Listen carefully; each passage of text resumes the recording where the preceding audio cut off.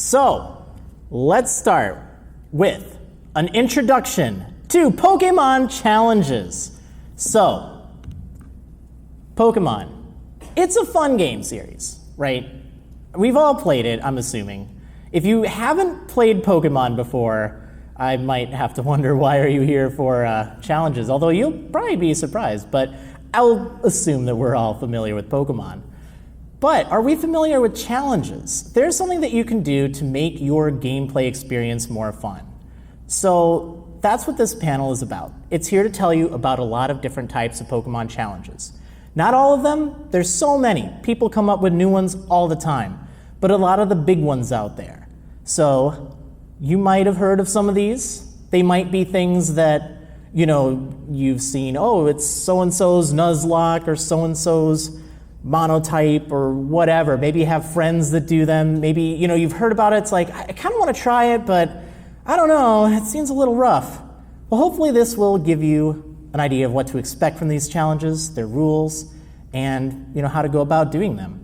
Now, as I mentioned just a moment ago, I'll be taking probably one question between each challenge. I have this broken up into several different challenges, but then there will be plenty of time at the end to answer all the questions I can about everything. So kind of think as you're going along, hey, what would be good to ask at the end? And I'll definitely try to do that, but I won't be taking questions like while I'm explaining things, because I feel like that will kind of break everything, and I don't want to break everything.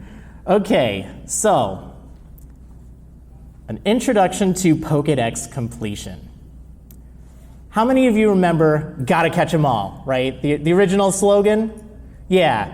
Well, how many of you have tried to complete the Pokédex? Either a regional dex or maybe even the national dex. Is that something you've challenged yourself to do?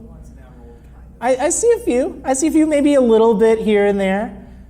Congratulations. That's a challenge. It might not be a Nuzlocke or a Monotype or this or that, but that's still a challenge that is available for trainers to take on.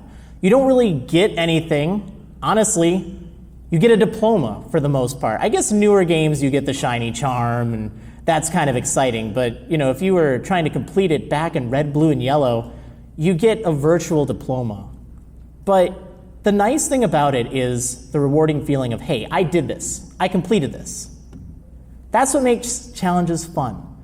That feeling of satisfaction of, I did this. And it's really cool. So, let's talk about Pokemon Hard Mode.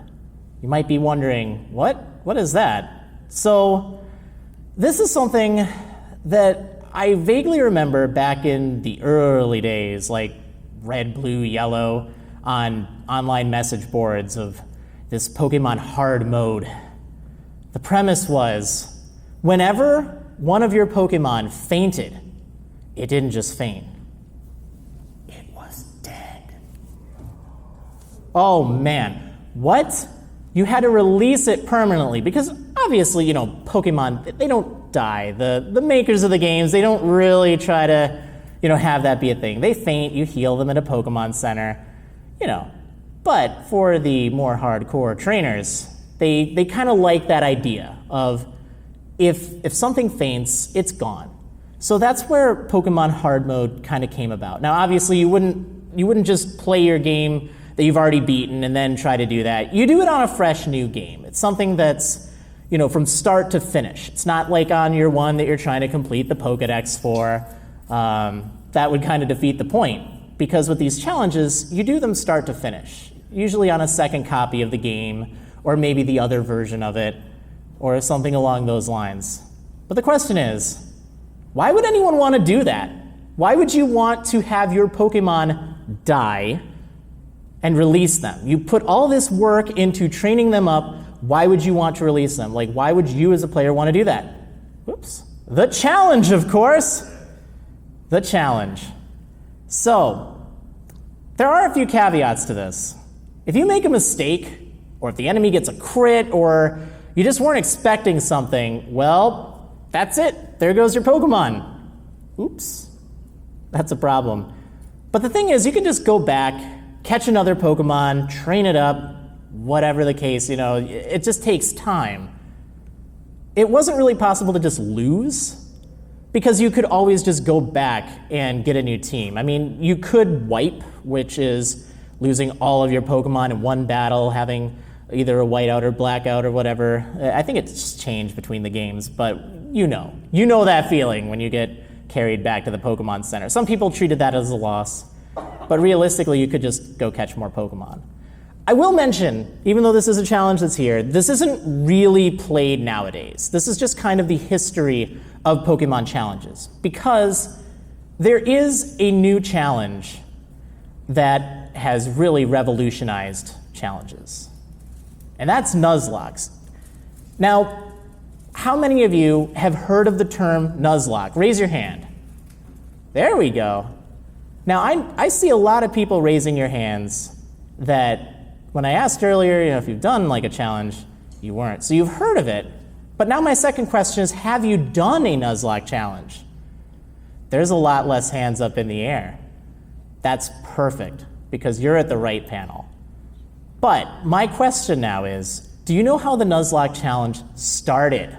Because a lot of people, they're just like, oh yeah, so-and-so did a Nuzlocke video or is doing Nuzlocke. Oh man, that's cool, but there's a really neat history behind Nuzlockes.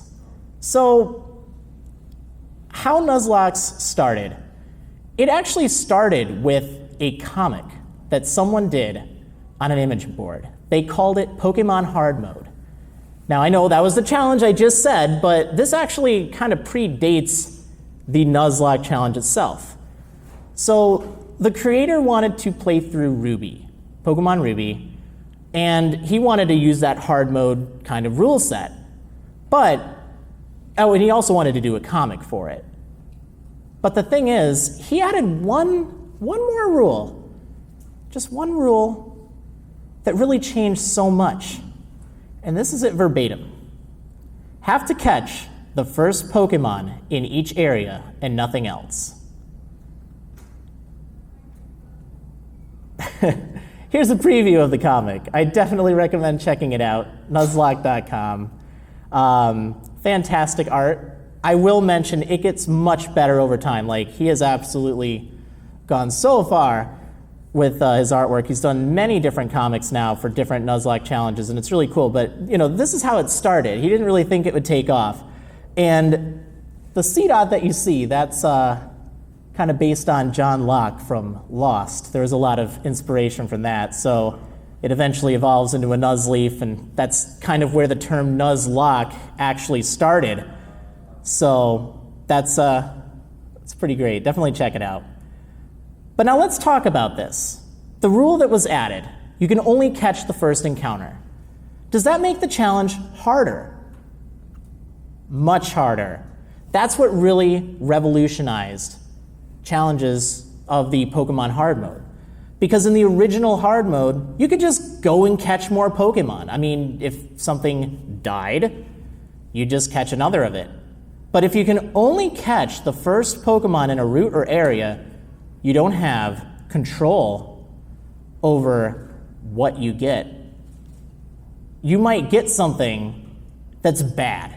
If you're playing where you can catch anything, and this goes for casual playthroughs too, you'll use the strong Pokemon, you'll leave things like Zigzagoon off to be your HM users, or you'll leave your Bidoofs in the box, but you might not have that option if you only get one encounter per route.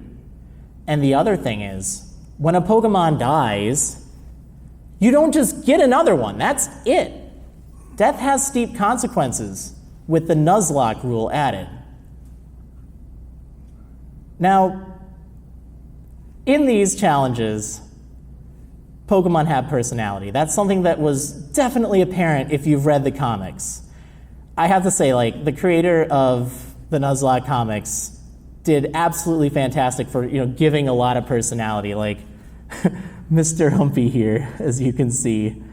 But that's what a lot of other people who do Nuzlocke challenges, what they enjoy doing as well. They enjoy giving their Pokemon a lot of personality. And I think that's really good. I think that's something that makes them fun, as opposed to just challenging you as a player. It's something that can kind of bring a story to life. Some of you might be artists. Some of you might not be and just want to draw comics. I mean, you know, this is lovely art, don't get me wrong, but, you know, it's nowhere near where he is now. It's where he started. And that's where you can start too. You don't have to be a great artist or think of yourself as a great artist. You can just start right away and just try to do what you can, and you'll improve over time. It gives you a subject that you can, you know, draw from, make comics for. It's really neat. But the question is, why would you want to do a Nuzlocke? If Pokemon die and you can't use them anymore, and if you can't catch them all, I mean, that's Pokemon, right? You can only catch the first thing on any area. Why would you want to do that? Why? The challenge, of course, but also the story. And that's what I was going on. Your Pokemon, they have their personalities. It's something that I didn't really realize until I did my first one. And, you know, as I started, it was like, oh, okay, I just go through and, you know, stomp everything with my Combuskin, and it wasn't really that challenging at first. You know, I thought I had a really easy time, and it was like, okay, I can do this. Let's just say some stuff happened. I had a very close fight in a certain gym, and it brought to life the team I had, because that Combuskin that I thought was just invincible, he got taken out pretty quickly. There were things like crits, hitting himself in confusion, things I wasn't expecting. And then I was left with the rest of my team that they didn't know how to fight, really. They had to figure this fight out. It was a long, grueling battle, but it was something that hooked me. It was what got me going, wow, that was so intense. And even though I lost my best Pokemon, I saw some of my worst Pokemon. Things like a Zigzagoon, things like an Illumise, a Tentacool, have to take down Watson with his Magneton. That was really crazy, but I grew attached to them. It was at that point that it was like, they aren't just the other Pokemon on my team. They are the team now. They are the survivors. They fought through this. You'll have adventures like that too. You know, again, on that same vein, that Zigzagoon that I used, it became so strong because I believed in him. I didn't just put him in the box, even though it probably made the most sense.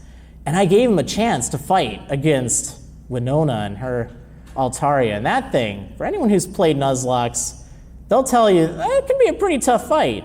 It has Dragon Dance, Earthquake. Ooh, that's painful. And it got a critical hit against my Linoon. But he survived with, I think, 3 hit points left. He was this close to dying, the hero, the one who I said, I'm never going to use him. And I ended up using him, and it was great. And then he used Ice Beam to take it down, and man, that felt good. And that's just one of the stories I have. The beauty of it is, as you do more of these, you'll get stories too. You'll have your favorite Pokemon on the team die.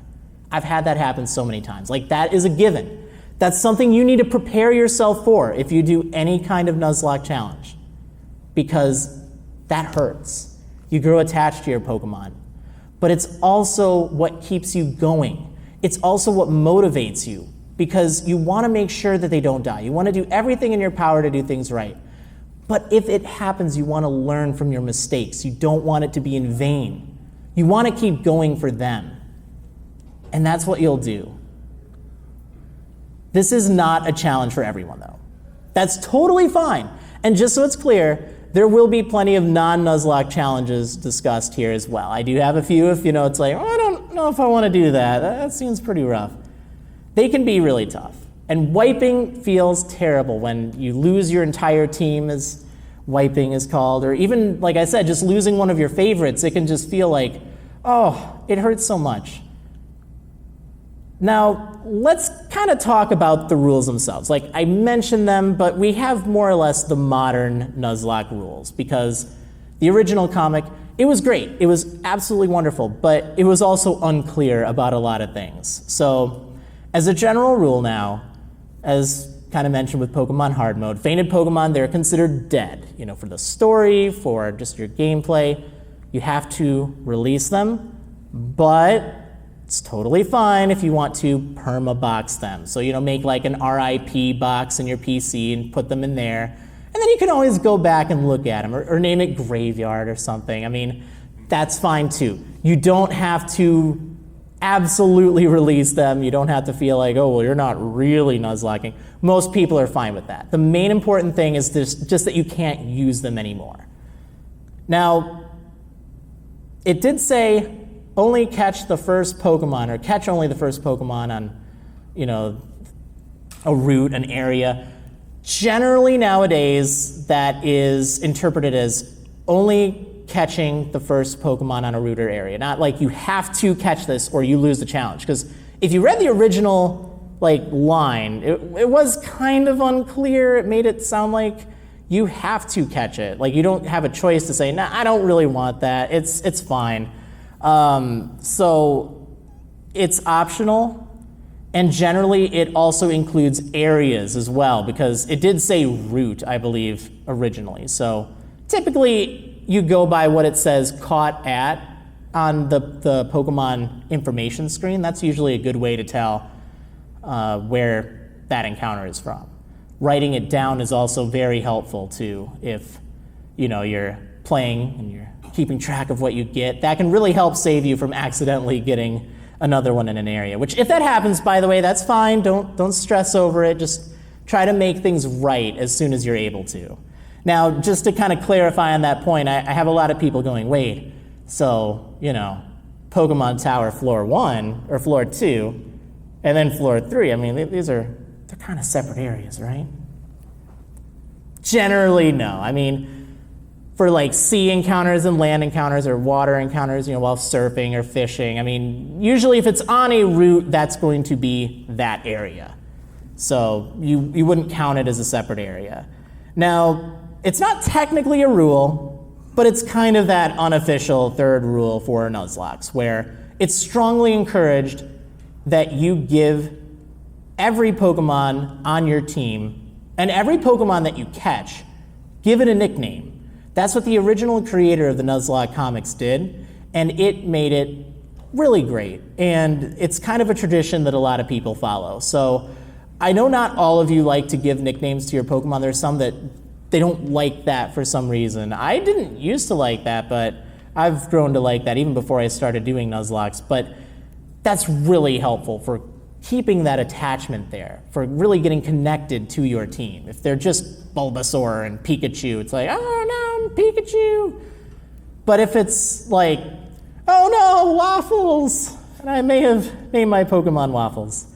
Naming themes, they can be really fun, by the way, if you're doing a Nuzlocke. I try to do that all the time, where I'll usually go to Wikipedia, look at lists of lists of lists. There's a page that actually has lists of lists of lists. It's weird, but you can find a lot of good naming ideas. And I've done things such as birds for a naming theme. I have done things such as food items. I have done dances. I mean, there's so many different things. It's great. You don't have to use a theme, but that can help make it more fun. So whatever you do, I strongly recommend at least naming your Pokemon so it will have more of an impact if something happens to it, whether good or bad. Now, that's the base rule set of a Nuzlocke. But there are things you can do to change your experience, different clauses as they're called, which are just kind of modifications to the rules. They aren't usually too big. Some make them harder, some make them easier, but they're kind of there for the people who'd like to modify their challenge in some regard. And it also can help clarify things or just make things a little bit better as far as quality of life goes. So let's take a look at some of the more common clauses here. These are the ones that you're most likely to run into when you're doing a challenge. So, dupes clause. It's a little interesting to explain, so I'll take some time with this. But the most important thing is the first encounter rule. So when you go to a new area and you can only catch that first encounter, right? What Dupe's Clause does is it aims to prevent that from being, great, my fourth Rattata, what am I going to do with this? Am I really going to use the first 3? Does that make the challenge more fun, having 4 Rattatas? Probably not. So that's what Dupe's Clause is for. Now, it does get a little interesting because you might think, and I guess I should go back for a moment. So with Dupe's Clause, you would ignore that first encounter. So once you have a Rattata, you would then ignore any future Rattata encounters you run into. So if you saw a Rattata on Route 4, I think it still shows up, and you already caught one on Route 1, well, it wouldn't be like, oh, well, I don't get an encounter there. It's just, okay, that wasn't my first encounter. Doesn't count, it's fine. We'll just keep going until I find something new. That's what Dupe's Clause is for. It's to give you more diversity in your team. It can help a lot with games that have very few, unique encounters in areas where you get a lot of the same stuff. Like a lot of the Kanto games, they're notorious for that, so that can help. Now, this is kind of the point that is a little unclear with Dupe's Clause. Again, this is a clause, it's not like a rule, it's open to interpretation in a lot of instances, but whether or not you decide to have the entire evolution line blocked off, or just that individual Pokemon, that's your choice. So, for instance, let's say you get that Rattata on Route 1, and you decide, it's a Rattata, I don't really want to use it, which is a mistake. They're actually pretty good, you'd be surprised. But you just leave it in your PC. Okay, later on, you run into Eradicate.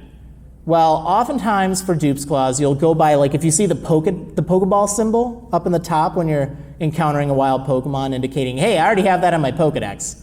You can go by that just to say, hey, that's what Dupe's Clause is to me. If I find Eradicate, well, it doesn't have that symbol, I guess I don't have it. Or you could say, well, I already have a Rattata, so I guess, doesn't really count because Rattata, that's your call, ultimately. It's something that, it's not really hard and fast. I just kind of say, hey, handle it how you'd like. But the nice thing about this is it adds more diversity. It adds a lot of uniqueness, which is very nice. So as far as clauses go, if you're doing a Nuzlocke for the first time, I recommend this. I strongly do, because I personally think it does make it a lot more fun. And it also means if you have a really good Pokemon and you lose it, there's no chance of you getting another of that Pokemon. So I think it's very much in the spirit of the Nuzlocke, but it is really, your call with that. Now, there is a problem to this. If you're really clever, you can use this to force some rare encounters, because you can catch the common encounters in other areas and then try to go get that Absol or what other rare Pokemon you might be looking for that's like, all right, I know I can get this here and that there. Yeah, that's a legitimate strategy, that's fine. But when it gets to the point where you've caught literally everything else and there's just a maybe 5% encounter, that's all you can get because you've kind of gamed the system, I don't know about that. So one thing that you can do if you don't want to have that be a thing, this is something I often do with my challenges, is I add a Dupe's Clause limit. So you know how I said Dupe's Clause, you ignore the first encounter on a route or an area? Well, with a limit, you can say, I can only invoke this 5 times on any route or area, and that's it. Or 3 times, or whatever number you decide on. That's totally fine, that's up to you. But then if you don't get it within that limit, if you keep running into dupes that you already have, then if you don't get it within then, that's it. You don't get an encounter there. That's okay, that's totally fine. And you don't have to play with a limit, but that is something that can kind of help prevent you from just, exploiting the system to get rare Pokemon. So just give it some thought. But I do recommend Dupe's Clause as a whole. Now, this is another one I recommend because What if you run into a shiny Pokemon while you're playing your Nuzlocke and it's like, oh man, but it isn't your first encounter? No! All right, so that's where Shiny Claws helps you out. So it's not really defined exactly how this is interpreted. It can be any number of ways. It's up to you to decide how to handle it. You know, is it just a free encounter, a complete bonus encounter? You don't have to replace anything. Hey, that works. That's totally fine. Is it, you know, going to replace a future encounter? Like, okay, I got a shiny, let's say, Cottony. Well, is that going to replace the next route? Like, let's say Route 4 in the Unova games, if you get Cottony in Pinwheel Forest. Okay, that's fine. You could sacrifice an existing encounter. Like, let's say you already caught a Pokemon on that route. You could say, okay, if I want to add that to my team, then I have to get rid of the Pokemon I already got there. That's totally fine. However you want to do it, that's totally fine. The thing is, just decide before you start the challenge. With Nuzlocke clauses and rules and stuff like that, the more you can decide on before you start, the better. Because then you don't have to be like, well, I'm making up this rule right now because it benefits me in the situation. You know. So another rule that is very common, I'm not really sure if I recommend it or not. It's really kind of up to you. But if you pay attention to the original rules, they said catch the first Pokemon. What about the ones that you're given for free? You're giving them, you don't catch them, you're giving them. With gift clause, that's something that basically says, hey, any Pokemon that you aren't catching, things that are gifts to you, they don't count as your encounter. This doesn't affect too many things realistically, because, you know, most times you get gift Pokemon, it's going to be in like a city or something. Like if you get an Eevee in Celadon City, the only other things you could get there would be things like the Game Corner encounter. Actually, no, that's false. There's surfing Pokemon, yeah. Okay, that was a bad example, but you get the idea. Like Saffron City or the Silphco, to go with Gen 1 games. You know, you get a Lapras, or you can get Hitmonchan or Hitmonlee, which, by the way, Silphco and Saffron City, they are actually counted as separate areas. This is sometimes debated in Gen 1, but it is a lot more clear in the newer games. But anyway, that's what gift clause is for. It's for treating Pokemon that you get as a gift as just something separate. There's actually a lot of starter Pokemon that you get that are on a route or an area that you could get another Pokemon, like you know, with Ruby, Sapphire, and Emerald, you get it on Route 101, I believe. But you can also get Zigzagoon. You can also get, not Tailo. Yeah, Poochyena, that's it. Tailo you get later. But you know, you can get other Pokemon there, and then you wouldn't be able to get it if you play strictly by the rules. So sometimes applying gift clause, even solely to starters, is fine, but you can apply it to other Pokemon too. The only thing I'll caution you with, talking about the Game Corner earlier, ooh, unlimited Pokemon if I just farm the Game Corner and play with gift clause. Try not to go overboard with that. Okay, the last of the common clauses is one called Pinwheel Clause. It's kind of interesting how in Pokemon Black and White, there's Pinwheel Forest. This is the prime example. It's why the clause is named. Because there's the inside area of Pinwheel Forest. You actually go there second. And then there's the outside of Pinwheel Forest. Now I know earlier I was talking about, okay, counting, you know, floor 1 and floor 2 of a dungeon as separate areas. No, don't do that. But when it's something that's very different, like drastically different, and you actually go there at different points in the game, it definitely seems to make sense to treat it as a different area. And, you know, it's definitely debatable. Some people will say, no, don't do that. But a lot are totally fine with it. That's why I recommend, you know, thinking about it ahead of time. But the main areas that you would want to consider this for different games and different adventures, Pinwheel Forest, of course, because the inside and the outside, you go to them at different points in the game, like even different badge count, and they have extremely different encounters.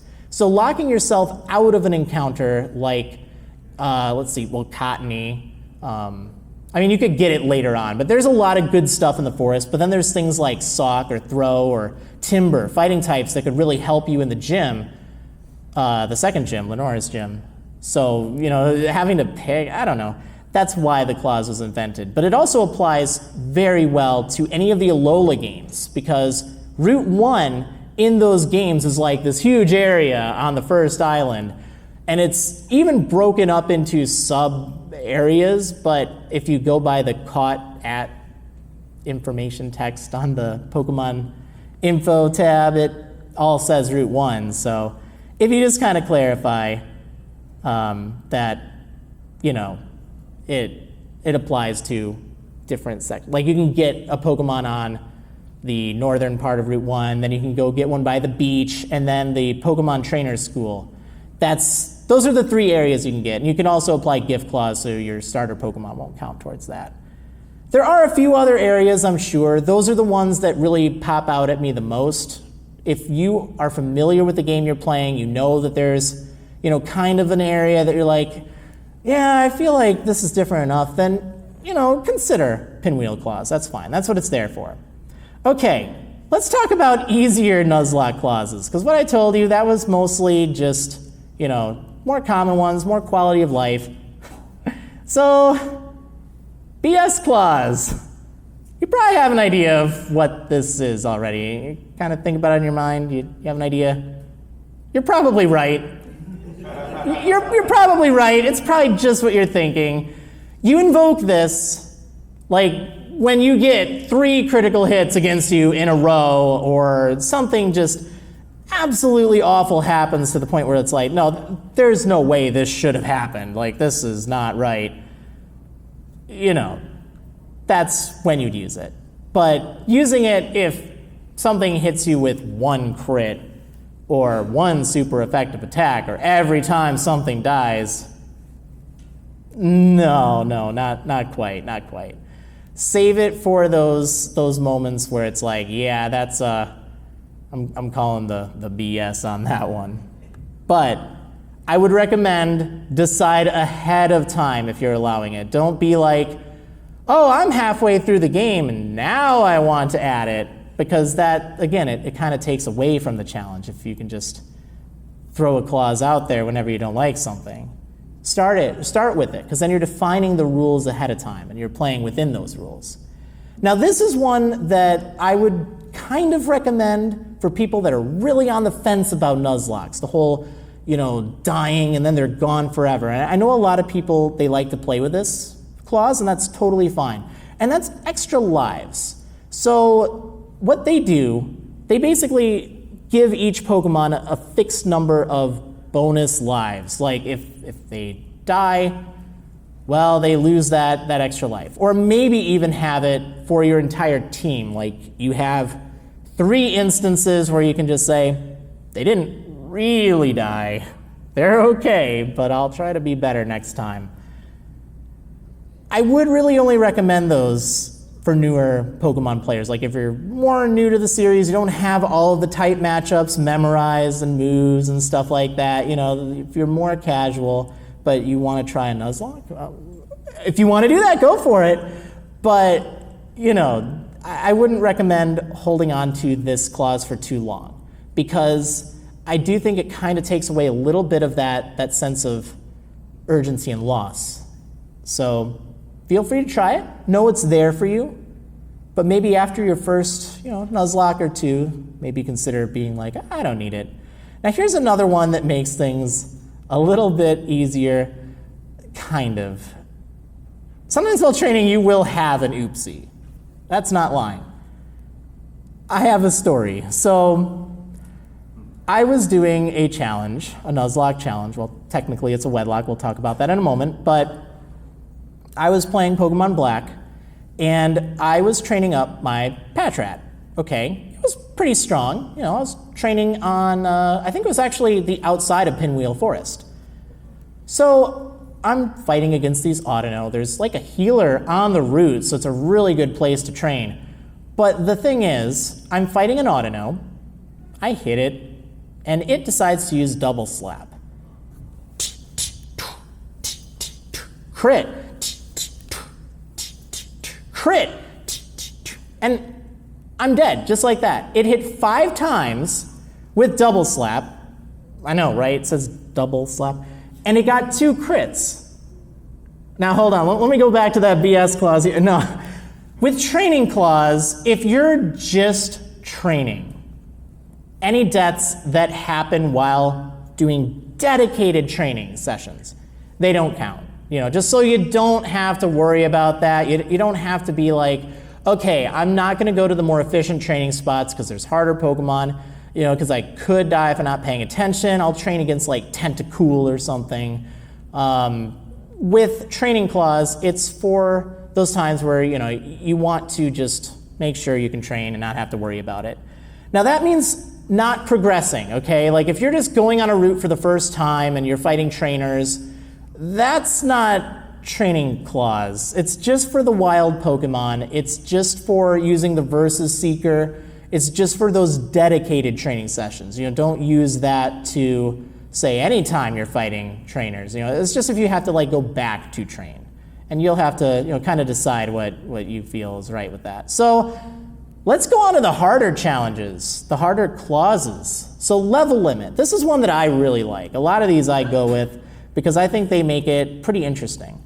So a level limit is a predetermined limit. It's something that you kind of decide on ahead of time that basically says, hey, my Pokemon, they can't go any higher than whatever the limit is for any individual gym. It's usually determined by the gym badge. Obviously for the Alola games, they use totems and they use the trials, the grand trials. You might have to modify it a little bit for that, but generally it's at fixed intervals.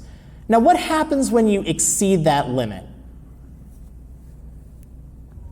It's up to you. It really is not defined. Just decide ahead of time. Decide if you want to just box the Pokemon until you reach a newer level limit.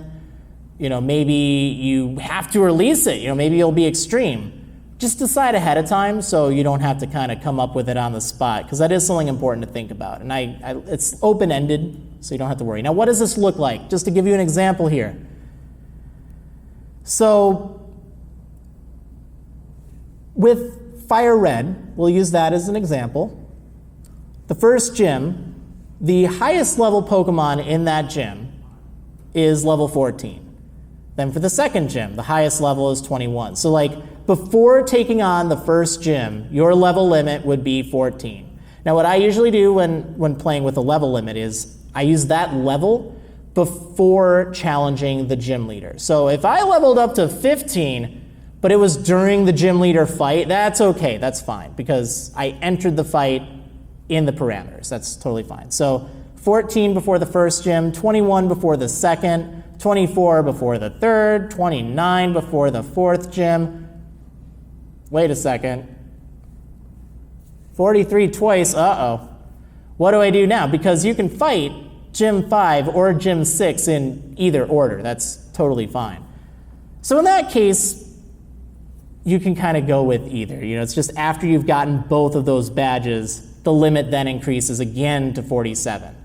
Now, obviously, I wouldn't recommend training up to 43 to take on the 5th gym, because then you'll be really close or at the level limit for the 6th gym, and that could cause some problems. But I wanted to use this as an example because there are a few instances where that limit is the same for 2 gym leaders, where it's kind of optional which order you fight them in. So that would be how you handle it. And then lastly, for the league, this is I usually apply it for before you enter the Pokemon League to challenge the Elite Four.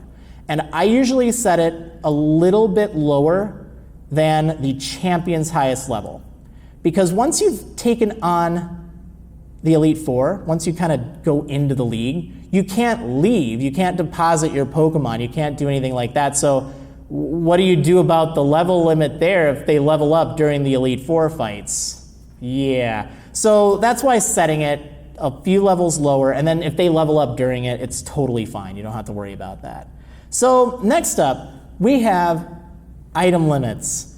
So item limits are also another harder Nuzlocke clause. They set a limit to how many times you can use items in each battle, either per Pokemon or per battle in general. So, for instance, let's say you had an item limit of 3 items per battle. That would be 3 healing items from your bag. Like if they're held items, that's fine. Think of it kind of like competitive.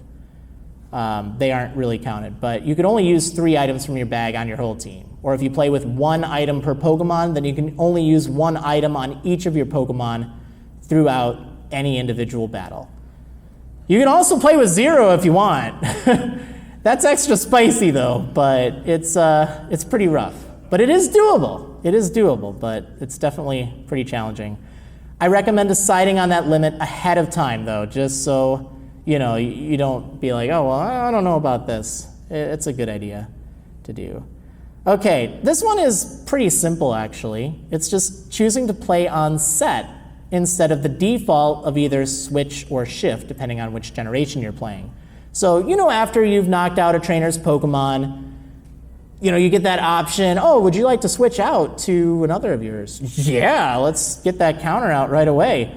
Well, on set, it's more like player versus player battles, where you don't have that option right away. If you want to switch out, it's going to take a turn, and then your opponent will have that turn to either hit you or set up or something. So you really have to give a lot more thought to being able to counter Pokemon on the enemy's team. It's not just as simple as, oh, I have this and I have this, no problem. Well, you still have to get this out. This is particularly tough with the item limit, I will say. It's fun, but it is tough because then you're going to consume some of your healing items when you bring out the Pokemon. Now, this is another pretty tricky one. Limited Pokemon centers. Now, I haven't personally done these. Actually, I guess I kind of tried one, but some people do them. It's pretty nuts, to be honest, but it's a thing. Oftentimes what people do is they will have 1 point for every time they reach an optional healing point. So they can spend this at a Pokemon Center or healing point to get a full heal, but otherwise they can't use the Pokemon Center. This kind of prioritizes strategic PP and item usage because you can't just use the same attack over and over. You will run out of power points. It's not like you can get unlimited ethers or PP healing items in most instances. Now, of course, forced healing situations like, if so-and-so heals you up before a fight, well, you don't have any control over that. Take it, make use of it. That doesn't count, but it's those optional ones. Those are the ones that would count. Now, one other note for this is the PC can only be used to deposit fully healed Pokemon because otherwise it heals them up when you put them in there. So that kind of defeats the point. It's like, hey, I can get around that if I just put them in there, right? No, it doesn't work that way. So it doesn't stop there. There are limitless clauses you can add. You can think of other ideas. That's totally fine. Be creative. Now, the other thing is there are Nuzlocke variants, and these are more than just modifiers. They tend to transform the challenge a lot more so than, just different clauses. So let's actually go over to this first. I want to make sure we'll have plenty of time for questions after, so think of those questions, but we're going to jump ahead here to Wedlockes. Now, this is one of those variants that I was talking about, the Wedlock challenge. So this is a pretty drastic overhaul. It adds more challenge to the base Nuzlocke rules because you pair your Pokemon up and can only switch between paired Pokemon in battle. You can't deposit Pokemon into the PC, and you are restricted to which Pokemon you can even pair up with the other Pokemon, usually by the Pokemon's gender. By the way, I created the Wedlock back in 2012. Humble brag, humble brag. It's really neat. I encourage anyone to try it out if you want. It's really cool to see how many people have done it, and it has really, kind of taken form as a very well thought out challenge. So It's really tough though, really tough. Don't start with it. If you haven't done a Nuzlocke, don't start with it, but it's really fun. Now let's talk about the rules of the Wedlock challenge. So for starters, the base rules, they apply. Evolution-wide dupes clause is the norm here. So that whole Rattata situation I was telling you about earlier, well, if you catch a Rattata, you don't get Eradicate. You can only have one Pokemon in the evolution line. Here we go. This is going to be fun to explain. So, traditionally, for pairing up Pokemon, just because this is the most easy system to go by looking at encounters as they appear, you pair them up by male Pokemon with female Pokemon. I'll talk more about variants on that later, don't worry, but that's just the most obvious thing that you can do to create a 50-50 team for your team of 6. 50% male, 50% female, you have 3 pairs. So in battle, you can only switch between the Pokemon that are in a pair until all Pokemon in that pair die. So let's take a look at the Pokemon here. So we have a Totodile paired with a Rattata, a Spearow paired with a Bellsprout, a Mareep paired with a Ghastly. That means when I start a battle and I have Mareep in my lead position, I can only switch to Ghastly. And then if Ghastly's out, I can only switch back to Mareep. That's it. I can't switch to the other 2 unless both Mareep and Ghastly die, in which case I'd have to pick a Pokemon from another pair, send it out, and then it's the active pair in the battle. So that's kind of how that works. It makes it really tough because you won't necessarily be able to counter every single Pokemon on the trainer's team. Now, how are Pokemon paired with each other? This will probably take a little more explanation than what's on the board there, but let's kind of talk about it. So look at the Totodile. Just imagine that's your starter Pokemon. Now, when you go to the first route, let's say your encounter is a male Pidgey. Well, just with the base rules of the Wedlock, you would have to find a female Pokemon to pair up with your male Totodile. So you would ignore, just like with Dupes Clause, you would ignore any Pokemon that is not compatible. So in this case, I would keep finding encounters until I found a female Pokemon, whatever it is. In this case, let's say it's Rattata. Cool. So we get that. And now those 2 are paired. So next doesn't really matter. We can get a male Pokemon, we can get a female Pokemon. It's forming a new pair. So we get a Spearow. Well then, the next Pokemon we get, it has to be male because it has to pair up. So if we find any female Pokemon on a next route or area, they're ignored until we find the male Bellsprout in this situation. So that's how they're paired up. Now, if a Pokemon dies, then you have to pair it up from either the party first. So let's say we just have Totodile, Rattata, and Spearow. And let's say youngster Joey's Rattata takes out, your Rattata there. Oh no, his Rattata really was in the top percent. Oh, gosh darn it. So now we have a male Totodile and a female Spearow. That's all you have in your party. They were from separate pairs, but you would pair them together immediately. But let's say you have a full party and you have that rematch with youngster Joey and, let's say he uses Crunch on your Ghastly. You weren't expecting that. Well, now you have 5 Pokemon on your team. Your Mareep needs a partner. If you have a male Pokemon in your PC, you can just withdraw that and pair it up right away. If you don't, then let's say the female Spearow dies, well then you have 2 that can be paired from the party, so you do that. And if not, if you're just going through the game, you're like, well, I'll just go through with 5 Pokemon, then again it goes back to the next male Pokemon that you find. That would be your encounter. So hopefully that makes sense. So in the traditional rules, genderless Pokemon cannot be used. That helps solve the problem of legendary Pokemon because generally they're pretty strong, and generally they don't have genders, at least shown on the thing. Some do, but most don't, at least most that you would get. Rearranging Pokemon outside of battle is fine. I can't tell you how many times people have been confused. It's like, wait, you mean I can't ever switch out my lead Pokemon? No, that's fine. Just try to keep your pairs together, like in the menu screen, and you'll be fine. You can use, one Pokemon from a pair, for one fight, and then switch your active pair around for another fight. That's totally fine. And then getting replacement Pokemon after something dies, that should be done right away. It shouldn't be like, oh, well, that's too bad. I'll check the PC in a little bit. I want to go get a new encounter first.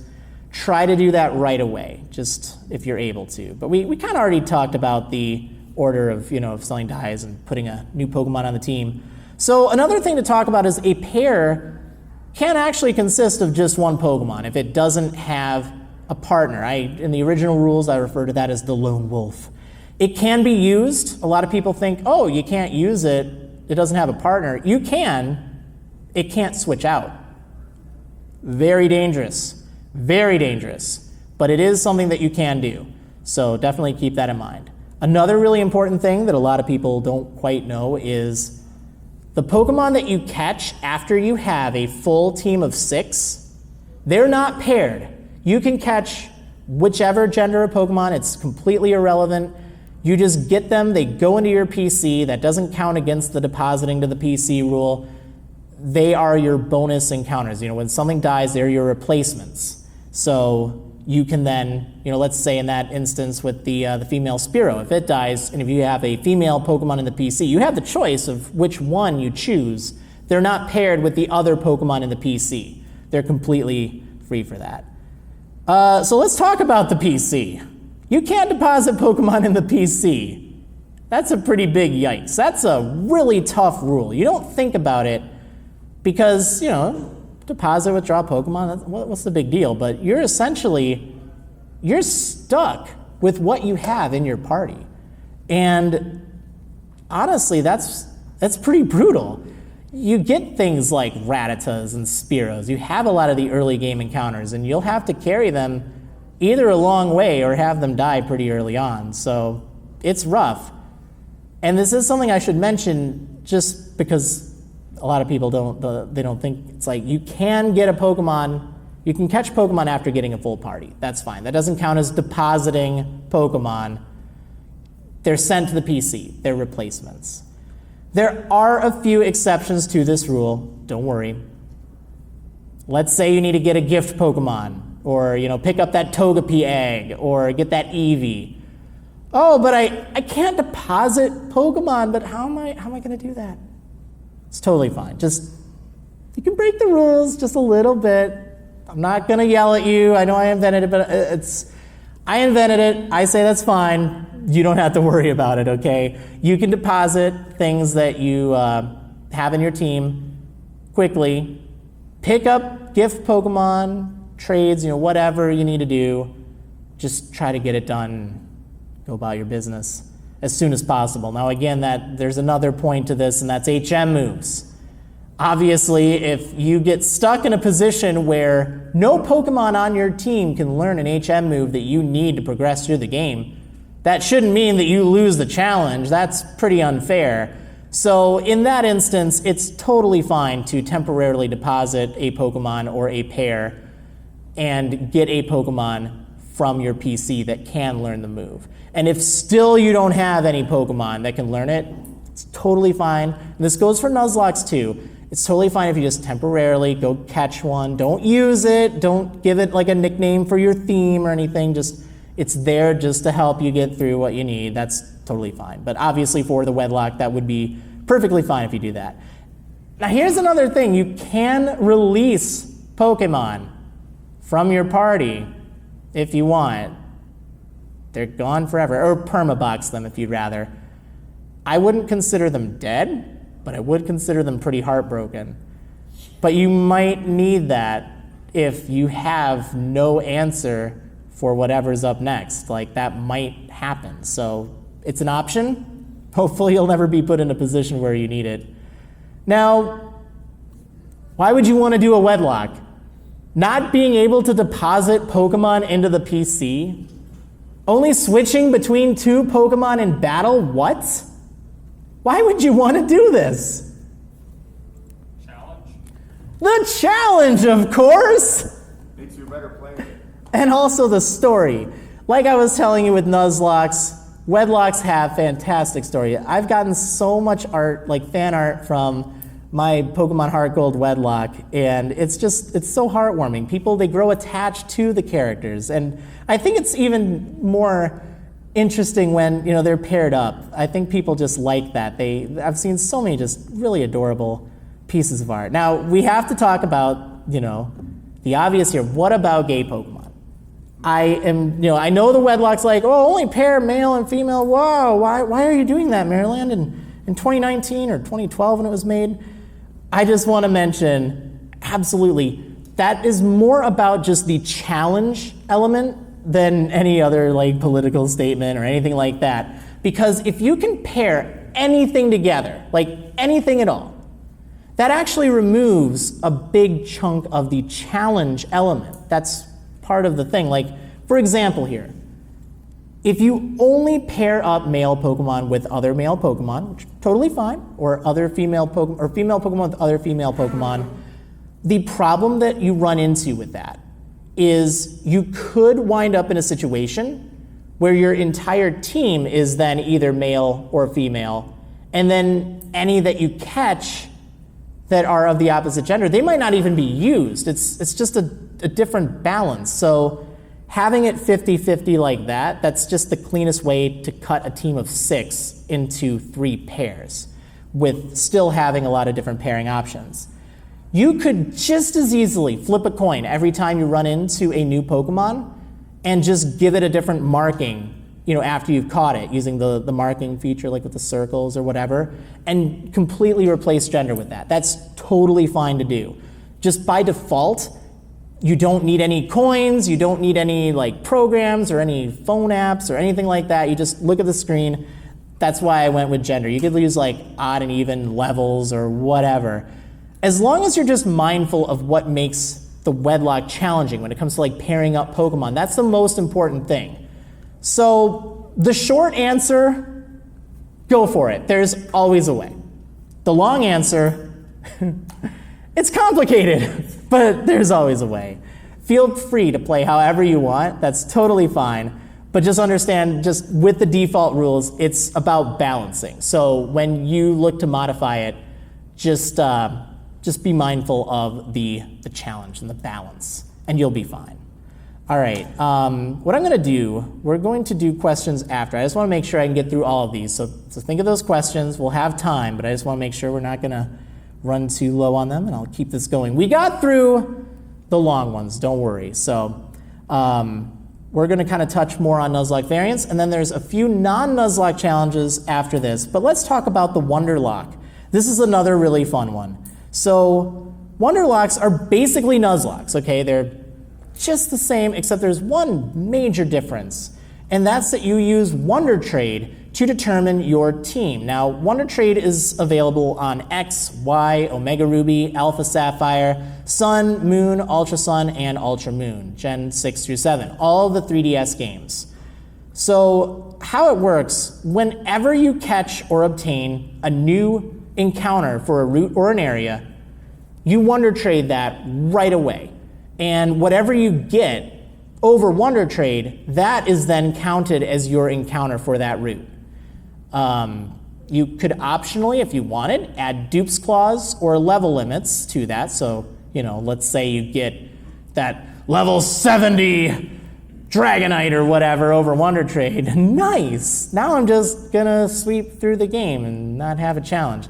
Well, with a limit in place, you just have to, you know, trade that. Yeah. Another thing that is kind of a variant of this is you start with 6 encounters, you Wonder Trade all of them, and then that's just your team for the rest of the game. That can also be really fun too, if you'd rather do it that way.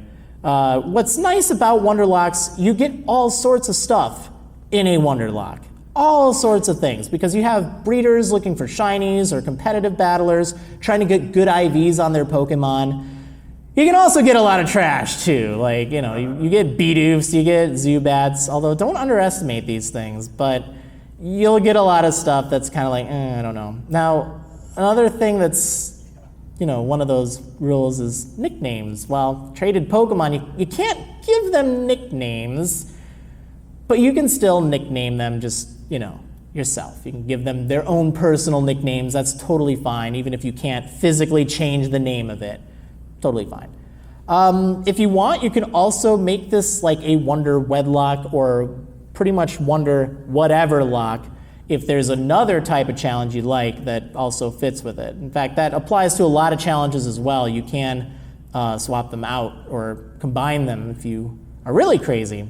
Now, there is one problem that often happens with Wonderlocks, and that's if you end up getting a level 1 Pokemon, because like I said, you get a lot of breeders looking for either shinies or competitive IVs or whatnot, so you get a lot of level 1 Pokemon that were hatched from eggs. So what I do when I do Wonderlocks, just to avoid a really serious problem where you're trying to train a level 1 Pokemon against a level 2 or 3 Pokemon, it seems like, oh, this should be easy, but it's actually pretty tough. I trade my starter second. I use Wonder Trade on the first encounter I get after my starter. I do that one first. If it's level 1, then I will just train it. I'll switch train it with my starter to give it some basic experience, get it up to level 5, and then at that point, I will Wonder Trade the starter after, I kind of have my feet on the ground with the new one. You don't have to do that, but it helps solve a problem, which is nice. Okay, Egglocks. What's an Egglocke? Well, it's kind of like a Nuzlocke, except, actually it's kind of like a Wonderlocke for that matter, except you use eggs instead. So whenever you catch or obtain a Pokemon, you will trade for an egg that you've already acquired.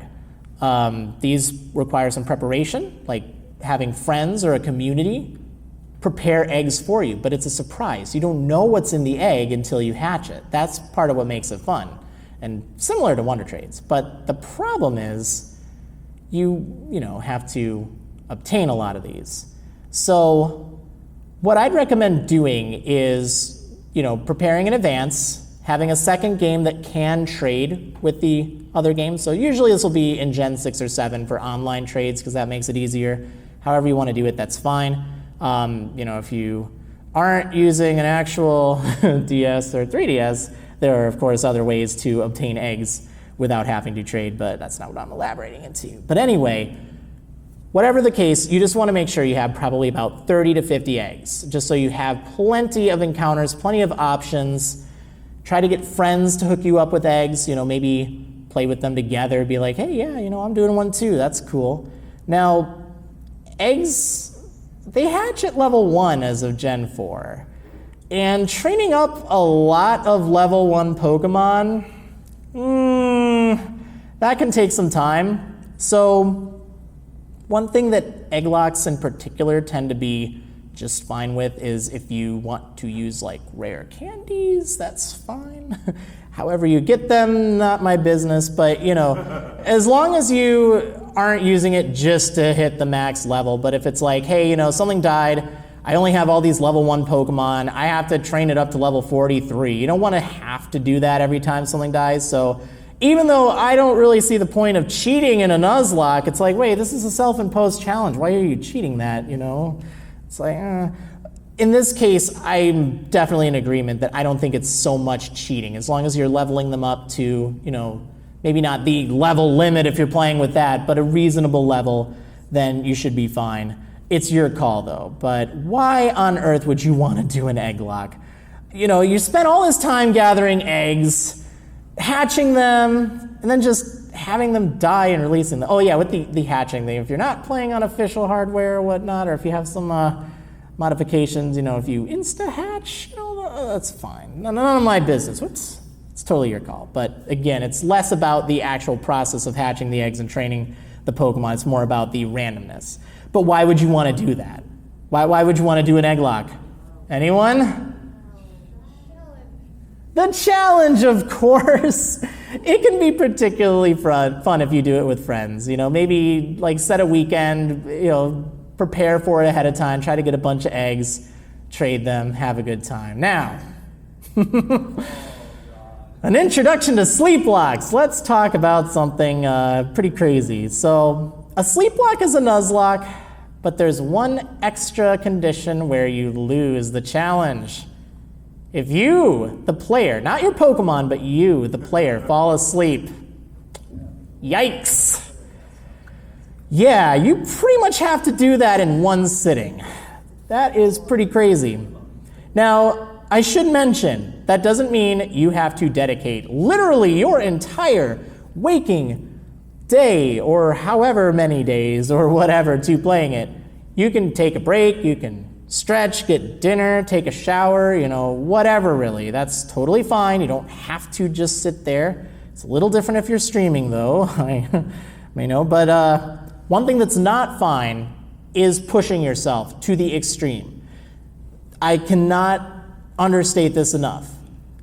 I am able to, stay up 24, 30, 36 hours. It's not something I do often, but I know my limits. I know if I'm feeling really weak or really, really bad to the point where I know this is going to be a bad time, I know to stop. And it's really important that you know that as well, because nothing is worse than, actually, being in a really bad situation because of a Pokemon challenge. So understand if this is something you want to do, make sure you're, kind of at least used to staying up for a while, and make sure that, you eat healthy beforehand and all that stuff. That's part of the strategy too. You have to plan on things like that, but also even in game, you have to consider there's not really a time limit, but you don't want to spend as much time just training or doing whatever. That can be bad. So try to plan that out, and you might have to take more risk. And I probably don't need to mention this because it should be pretty obvious, but the point of a Sleeplocke is really to fit within the confines of the game. And if you aren't playing on an actual 3DS or DS or whatever, there's a little speed up button that a lot of people use while training. That kind of defeats the point of a Sleeplocke, so just don't do that if that's how you play Pokemon. I should mention, if you're a speedrunner or you know about speedrunning, yeah, a Sleeplocke, it's like, wow, that's a pretty long speedrun there.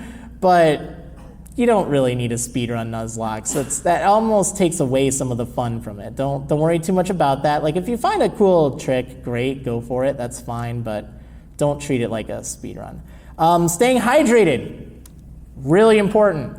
Eating, really important. Eating healthy is even more important. Stretching, important. But expect it could easily take 24 to 30 hours, maybe even more.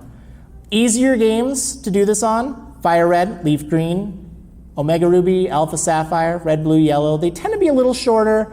They tend not to have as much challenge. Ones that I recommend against: Diamond, Pearl, Platinum. They're pretty slow. Heart Gold, Soul Silver, because red. Black and White too, because they are pretty tough, and Ultra Sun and Ultra Moon because of reasons. Now, why would you want to do a Sleeplocke? Staying up for more than 24 hours just to play through a Pokemon game in a Nuzlocke setting. Why would you want to do that?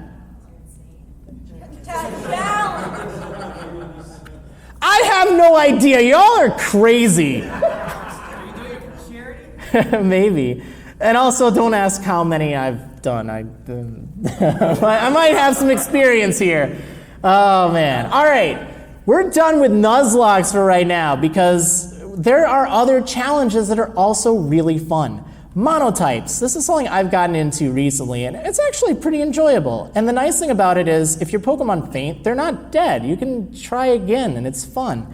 So, a Monotype challenge, it requires you to use Pokemon that all share a type. So for instance, if you were playing a fire Monotype, you could use Ponyta, you could use Charmander, you could use Charizard. Like a fire flying is viable in either a fire or a flying type Monotype. Think of it kind of like being a gym leader, you have to think of secondary types to help compensate for your primary type's weakness. Now, some people, they're under the impression that, oh, it has to be just fire types, nothing else. Well, most Pokemon tend to have two types, so you're going to have a very limited pool in any specific game, because you also have to keep in mind the regional decks for that game, of course. Now, starter Pokemon are generally fire, water, and grass, but those aren't the only types you can do for a monotype challenge. So, you know, maybe consider using, well, trades. You could use wonder trades, you could trade for an egg. Whatever the means to get a Pokemon of the type you're playing, that's fine. If you get the first type early on, like if there's, you know, poison and you have early access to like Zubat or something, or Weedle, you know, you could do that, and that's fine. But if it's like an ice type monotype or a steel type, you know, you might not get those until later on. So just kind of think about that. But which game you play for a monotype is very important too, because the greater variety that's in that game's regional dex, the more fun you'll have, because you just have that many more options, and it makes it so much more fun. So good examples of games to play if you want to do a monotype challenge: X and Y and Ultra Sun and Ultra Moon. Both fantastic selection of Pokemon all throughout the game. You'll find pretty much every type in abundance. They're, you know, of course, like Ice and Dragon tend to be a little bit more rare, Steel to some extent as well. But other than that, for the most part, you'll have a really good variety all throughout the game, regardless of which type you pick, which is great. Bad games to try a monotype on: Red, Blue, and Yellow, Diamond and Pearl, and Black and White. They tend to have a lot more limited selection of Pokemon, and also for that matter, Ruby and Sapphire, if you aren't using like water or grass or something like that, it can be pretty rough because they're pretty limited too, other than way too much water. Hoenn problems, right? Now, why on earth would you restrict yourself to use just one type? Like, doesn't that defeat the point? You'll have so many weaknesses. You know, why would you want to do that? For the challenge, of course. It's just something you can do. It challenges yourself. And also, if you're not doing a mono-lock, oh, here we go with the locks again, which you can modify it to make it a mono-lock. That you can think in your mind how to do that. But unless you're doing it that way, you don't lose even if you wipe. You get to try again. So when I was doing them, I thought of them as a puzzle. And it was really fun trying to solve that puzzle. So, solo runs. Oh boy. Exactly like the name suggests. Solo runs, they're where you go through with just one Pokemon that you're using. That's it. Now, obviously, most games require an HM Pokemon of some sort. That's fine. You'll need to have that. You just can't actually battle with it. You can't use it in battle. It's just there to get you through. So with these, most of the time, you're going to plan this out ahead of time. Like, you'll pick a favorite Pokemon. You'll pick something that you just want to use or challenge yourself with, like a Wurmple or something. I mean, you could be really extreme if you wanted, but you'll kind of decide ahead of time. You'll wait until you can trade to get that Pokemon in, and then you will just use that throughout the game. So that's what you would, how you would start a solo run. And, there's some nice things about a solo run, but there's some tough things about a solo run. One of the tough things, obviously, is you have one Pokemon. That's it. If you faint, even with your HM Pokemon there, it's still a wipe, essentially, so that's rough. And you only have 4 moves. It's pretty rough. But on the bright side, you'll probably be pretty over-leveled, which is great. Item usage, very important. Inflicting status moves like Poison, that can add up so much over time, particularly for weaker Pokemon.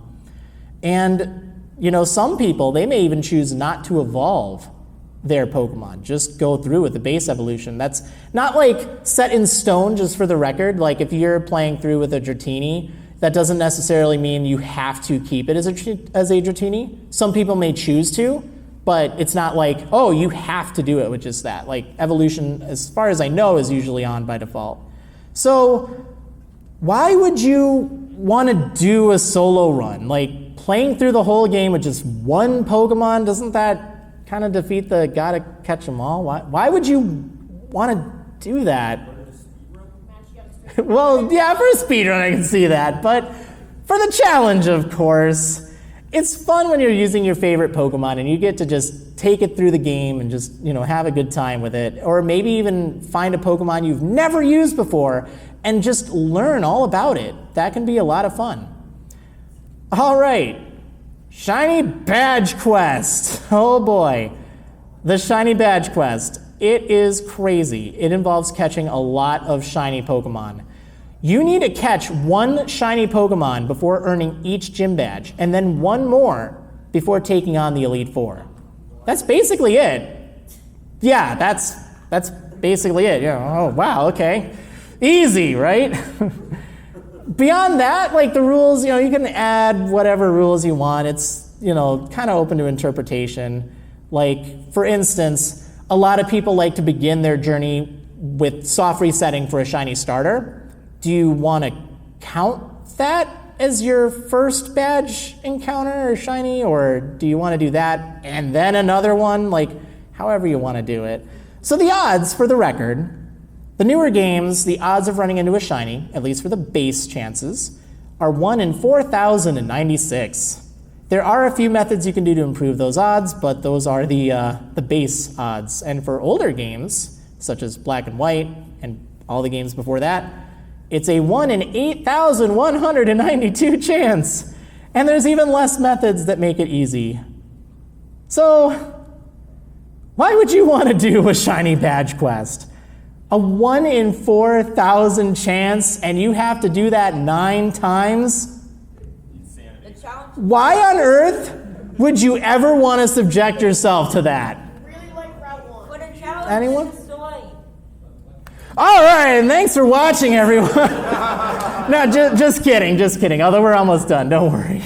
Okay, so those are the challenges I have for you, but that's not where it ends, because there are so many creative people out there that have done videos or comics or artwork, and maybe you're the type that doesn't necessarily want to do them yourself, but that doesn't stop you from wanting to enjoy the experience, because again, a lot of them tell a story, and a lot of them are just fun to watch. So you can of course find the original Pokemon Hard Mode comics as well as the newer ones, which, like I said, the Nuzlocke creator, his art has just evolved so much over time, and that's wonderful. You can find those at Nuzlocke.com. Definitely check it out. But you can also check out like DeviantArt, Tumblr, there's the Nuzlocke forums. You can find all sorts of really cool challenges and comics there that people are sharing, and it's really fun to read those and just kind of keep up with what people are doing. And there's also videos out there too. Tons of people. Like, it's one of the most popular things on YouTube. You'll find, or at least for Pokemon, you'll find so many people doing Nuzlocke videos and challenges. They're very popular. So you can also find people streaming it. That can be fun too. A little harder to do, but they do it. Most on YouTube, though, they're more about the challenge element as opposed to the story. But some creators out there, they do still try to give their Pokemon personality, but just understand it's probably a little harder to find that as opposed to comics. So a lot of it depends on what you're looking for. Well, as a matter of fact, self-promotion, anyone? So I may have done a fair amount of these. I believe on my playlist I have like 20 or 25 different Nuzlockes or Monotypes or Wedlockes or Wonderlocks. I have so many. And when I was just saying, some people, they don't do like personality and stuff like that for their Pokemon. With mine, it was all about the story. And I didn't think I'd be able to pull it off for a challenge, but these have become so popular. It's been wonderful seeing throughout the years, because, for instance, the Emerald Nuzlocke and the Heart Gold Wedlock, those are two that I would recommend to you. They were done in 2012. So many people over time that I've met have just loved those series. They've come up to me at conventions or shows and have just been, wow, I love your Emerald Nuzlocke, Fries, you was so cool, or whatever. And that's exactly what I wanted. I wanted to tell a story. I wanted to get you all involved in it. So it's been really cool. Like, I'm not trying to self-promote too much, but if that's the kind that you're looking for, which is kind of what I've been conditioning you for, I'd recommend, I know how to do this, I'd recommend checking me out, just because it's probably going to be fun, just because it's a good starting point. Find other creators too, there's plenty of them, but find myself first. Other series of mine I'd recommend that are really good, they're not the originals, but, or the original two I did, the Emerald Nuzlocke and Heart Gold Wedlock, but the Black Wedlock, Black 2 Wedlock, and X Wedlock, I really enjoyed making those. Like, I think they were some of my finer works. I think they told good stories. The Black Wedlock in particular had a lot of ad-libbing with the plot.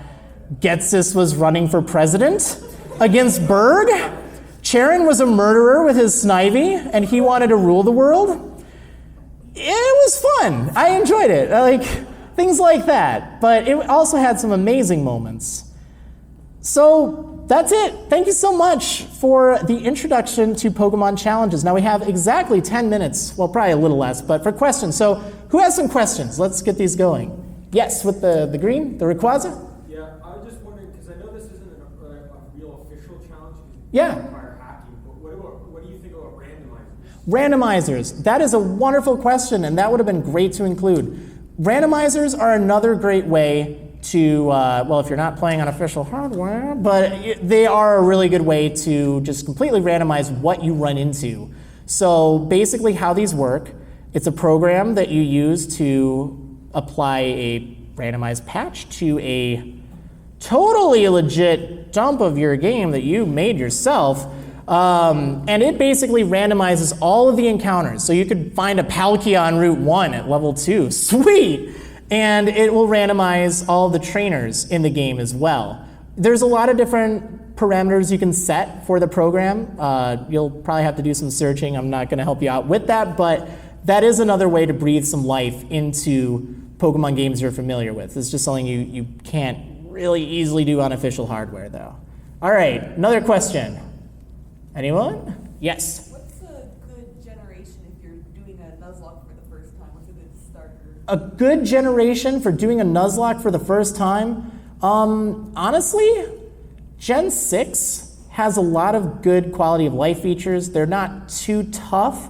The experience share, if you're like really new, leave the experience share on. I wouldn't recommend that after you've gotten more experience, but you'll get a lot of levels. You'll train up your team very well. It was pretty broken in that generation, but it makes training a lot easier.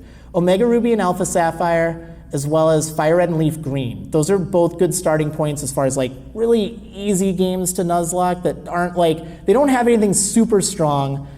You'll have a challenge, but those are my recommendations for a good starting point. Okay, yes? Do you have a spot, like either on your YouTube channel or somewhere else, where we can sort of have access to which variants of games are the best for certain types of Nuzlocke or Wedlock challenges, and what the sort of the sub rules and clauses are for the different types of challenges? Ooh. Kind of stuff So like having a video on my YouTube channel for, explaining like... or even just like sort of like maybe like a list of like the kinds of challenges that you've described in your PowerPoint. Yeah, I don't presently, but I have some good news. This is being recorded. So if you missed anything today, I hope to have that up there. Also, my website, Marriland.com, I look forward to having a section specifically for Nuzlockes and explaining them and maybe like basic guides and stuff. Right now, I don't currently have like, a basic explanation of it. I have the rules for Wedlockes. I have the rules for Nuzlockes. Check out the Emerald Nuzlocke playlist or the Black Wedlock playlist. There's like a part 0 that explains those two challenges in specific, at least. As for like kind of going over a list of the rest of them, I don't have anything currently, but this will be hopefully available and you can check it out there. I think it would also be really helpful just to have like where you said like, these kinds of challenges are better for these sorts of games and maybe not so useful for these other games. Yeah, no, definitely. That's something, that'll probably be on my site, I hope, but that's a really good idea. Thanks for that. Thanks. Okay, yes? Is it possible to do Nuzlocke and Let's Go Pikachu and Eevee? Oh boy, is it possible to do a Nuzlocke and Let's Go and Eevee? Well, funny story. I've actually been just trying that with my friends that I've been staying here with, and we just got bored. We're like, hey, well, before the convention started, of course, we're like, hey, let's play a Nuzlocke. Oh, well, we didn't bring 3DSs. All right, well, let's do Let's Go. Okay, so it's kind of interesting with that because obviously you can't just limit yourself to catching only one Pokemon. So what we did to get around that rule, we went through all of the encounters and we rolled for them. We used like a random number generator, and we rolled for each area what we're going to get ahead of time. So then we have to get that Pokemon. We're on a hunt for it. If it runs, it's actually okay, it's fine. That's what we have to get. Because, you can't knock it out. It's not like the older games. But then we can get anything else, and we can use that to train. So it's obviously not a pure Nuzlocke, but it is something that, it's been okay. Like, we've tried it, and I could see that working. But obviously, these games I don't feel were made to Nuzlocke on. Any other questions? Yes? Would you ever try an unevolved challenge? Ooh, an unevolved challenge. That's another good one I've seen people do, where you don't evolve your Pokemon throughout the game, or maybe even restrict yourself from having any Pokemon that are evolved. Myself, probably not, but that is another good challenge for people to consider, because I know a lot of people like to find ways that they make it harder on themselves, and I could see that being a good one. Okay, yes, back there. I was Yep. actually going to ask that particular question. Oh, okay. Do you have a good person to watch for that? Yes. His name is Rowan Mithril, Okay, and he's done one of Emerald, and he's in the middle of doing one for Yellow. all right. Back there? Relevant question. Yes. What are some other creators who've done locks or other Pokemon challenge runs that you recommend? Other creators. There are no shortage on YouTube, but one that does Wedlockes, he really kind of took after me. He's a friend of mine, and he goes more with like the story element and really getting into the character. Check out Chroma Wedlockes. He does a lot of Wedlock challenges, and they're very much in the same vein that I do, so I'd recommend that, but you'll find no shortage on YouTube for those challenges. Okay, another question. Yes? Is it possible to do some of these challenges on the Coliseum games? Oh boy, is it possible to do these challenges on Coliseum or XD? Yes, but again, like Let's Go, it would have to take some modification. One thing you would probably be best doing is not doing the only one Pokemon per area, because there are way less areas in those games. So it might be better to just kind of roll what you get ahead of time. I believe I tried to do a Wedlock on Coliseum once just to see, and I would only get the next, like I'd have alternating male, female, and if whatever I encountered next wasn't that, I just ignore it. So I wouldn't know what I'd be getting, but it would be kind of random. It was a little weird, like I didn't finish that or anything, but I did think, hey, what would be a good way to do a challenge on that? But it's definitely one you'd have to give a little bit of extra thought to just because of the lack of areas. All right, probably time for one more question. Anyone? Yes? A bit more of a joke question, but if you considered doing a fire type, monotype on Diamond and Pearl? Fire type, monotype on Diamond and Pearl. Yeah, let's go with my team of Infernape and like 5 Rapidash. Yeah, lead me to victory. Oh yeah, that's pretty great. We could probably do one more. Anyone? We're leaving it with that? I mean, that's a great question to leave it on. Yeah. Right, so I've done a lot of Nuzlocke challenges and comics myself. Yep. What's some advice you can give to someone who's going through like a burnout? Oh, a burnout. Advice for a burnout on Nuzlockes. It happens. It happens to me. I don't currently like do a lot myself as well because I've done it on like every game. It happens.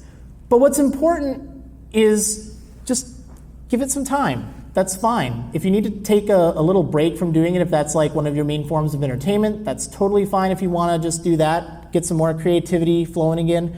Maybe there will be something that just really inspires you. Like, I hadn't done a few in a while. Maybe find a friend or two that's like, hey, I want to do a Nuzlocke. Yeah, let's do one together, because I got my buddies here. We tend to do them every now and then, and it can be a lot more fun if you are kind of doing it with someone else. But again, that also might not work if you're doing like comics or videos or something like that too. But it can even get you started to get back to that point too. So I don't know, it's a tough one. Burnout does happen, but I'd say try to find ways to get back into it, like something like playing just a challenge with a friend without really taking it too seriously, and just be like, oh yeah, that was fun. I should do this again. That's what I'd recommend. All right, thank you so much everyone for tuning in. Hopefully this has inspired you to try some Pokemon challenges yourself. I'll be here all weekend, so if you happen to run into me, have any more questions, or just want to nerd out about challenges, feel free to just say hi, unless I'm like literally right in the middle of something. But thanks so much. I hope you enjoyed, and I hope you have a wonderful time here at ConBravo. Thanks for watching, everyone.